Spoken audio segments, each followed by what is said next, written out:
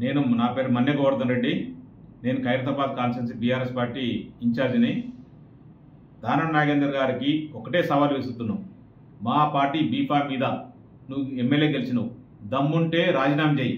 రాజీనామా చేసి ఏదైతే నువ్వు పార్టీని నమ్ముకొని పోయినావో ఆ పార్టీ తరఫున నువ్వు పోటీ చేయి. అది నువ్వో నేనో గెలవడానికి ఛాన్స్ ఉంటుంది. నా వెనుక నా కేసీఆర్, నా దేవుడు లాంటి కేసీఆర్ ఉన్నాడు.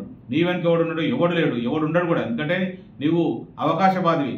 నువ్వు ఏ పార్టీ అధికారులు ఉంటే ఆ పార్టీలో పోతుంటావు. ఎవరు ఖైరతాబాద్ కాన్స్టిట్యూన్సీ ప్రజలు కాదు, ఎవరు కూడా నమ్మే పరిస్థితి లేదు. ఒక్కసారి సవాలు విసురుతున్నావు. ఒక్కసారి నువ్వు రాజీనామా చేసి దమ్ముంటే, ధైర్యం ఉంటే, నిజమైన రాజకీయ నాయకుడు అయితే, నిజంగా దానం నాగేంద్ర అయితే రాజీనామా చేసి మరొకసారి పోటీ చేయి.